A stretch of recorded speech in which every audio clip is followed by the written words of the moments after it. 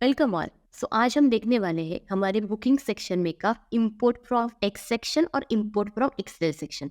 So basically import from text section मतलब क्या होता है कि जो फाइल आप डीटीडीसी से डाउनलोड करते हो in the form of text और सीएसवी, वो फाइल आपको यहाँ पे अपलोड करनी होती है। सो यहाँ पे हमने चूज फाइल का ऑप्शन दिया है। जैसे ही आप यहाँ पे फाइल को चूज कर लेते हो, यहाँ पे दिख जाता है कि फाइल यहाँ पे अपलोड करने के लिए रेडी है और सिर्फ आपको अपलोड बटन पे क्लिक करना है। इसी प्रकार आप जो फाइल है अपनी टेक्स्ट फाइल को यहाँ पे अपलोड करके जो डेटा है वो सेव कर सकते हो, और वो पूरा का पूरा डेटा आपके अभी तक बुक नहीं हुआ है तो नो बुकिंग लिस्ट में दिखेगा।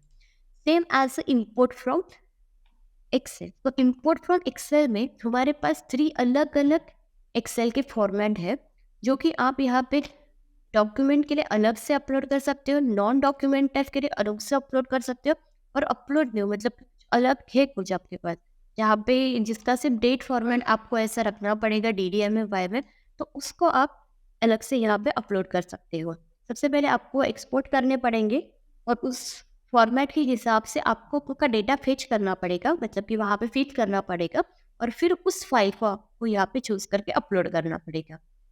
So this is what in the import from text and import from Excel.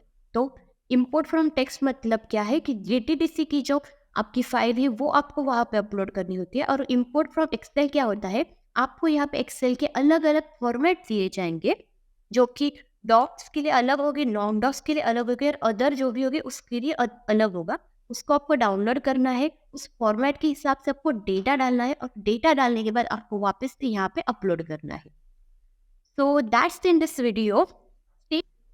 अब आप सोच रहे होंगे कि इस प्रोसेस का आपको कहाँ पे यूज़ होगा। तो जब आपके पास का डेटा जो होगा वो लाइक थाउजेंड्स में होगा, 10,000s में होगा, तब आप ईच इसकी एंट्री नहीं कर सकते।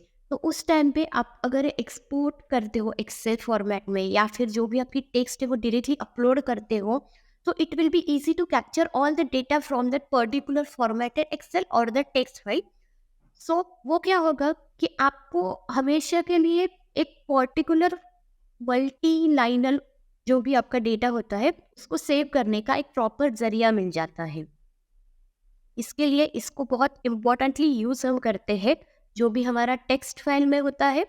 DTDC के जो बड़े बड़े कंसाइनमेंट होते हैं, नंबर ऑफ कंसाइनमेंट होते हैं, वो आप चुटकी भर में यहाँ पे अगर आप अपलोड कर देते उस फाइल को तो पूरे के पूरे फेच हो जाते हैं।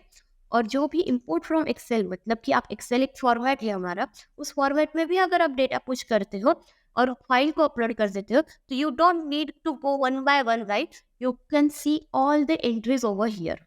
सो thank you so much. Next video के लिए अपडेट।